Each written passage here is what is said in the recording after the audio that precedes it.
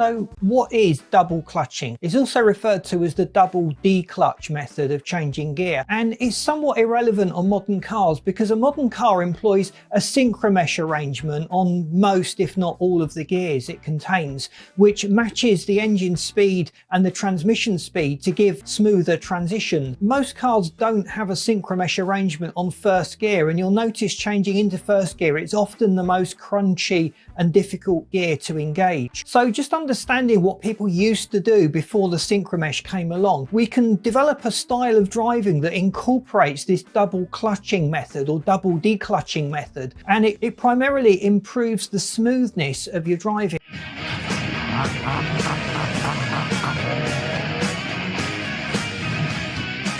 So a rough gear change where the engine speed needs to drop as the transmission engages will put extra wear and tear on the transmission, and it'll upset the balance of the car. And on a track environment where you're travelling at much higher speeds than you would on road cars, it can adversely upset the actual handling of the car. So it certainly is a good skill to master. So what exactly is double declutching and double clutching? Well, we'll take an example on an up change of a gear. So we're going from, say, second gear into third gear. So to deselect second gear, you would dip the clutch and move the gear into neutral, raise the clutch up. So as we're going up a gear, we need the RPMs to be slightly lower because the engine speed and transmission speed will need to be lower to allow third gear to transition smoothly. So when the RPMs are actually matching, we would then depress the clutch and select third gear and release the clutch. It sounds like a lot of extra work. You're using the neutral slot for matching the engine and transmission speeds, but if you do it right, it is almost seamless. You can do a double clutch method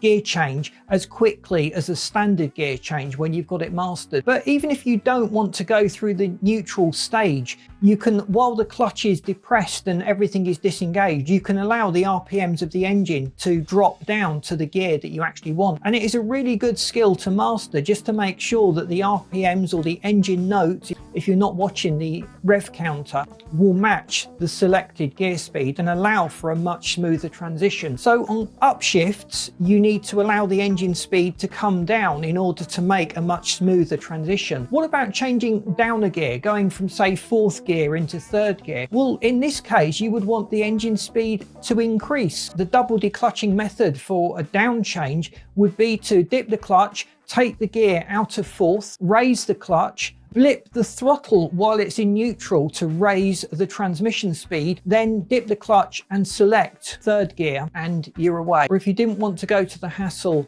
of the neutral zone, while the clutch is actually dipped, you can just blip the throttle quickly just to raise the RPM slightly. So on significant speed changes, corner changes, dropping from fifth gear into third gear, for example, it requires a lot of skill to match the RPMs. But it's certainly a skill I would recommend as a driver you develop. It'll make your driving style much more fluid and you'll be able to make more rapid progress. And on track days, it can significantly reduce your track time if you're making those smooth transitions and you're able to keep your engine in its power band, especially if you're driving a turbocharged vehicle where a dip in the revs too much can actually cost you acceleration as you drop into the lag zone of your turbocharger. So if you've got a car with a lighter flywheel, you will notice the engine RPMs change much more quickly than they did with a heavy flywheel. So when you're driving on a track, you want those transitions as quickly as possible, and that's why a lot of drivers opt for a lighter flywheel, just because of the near instant rev matching that you can do with that installed on your car. So the benefits of mastering the double clutch, or at least the rev matching method of changing gear: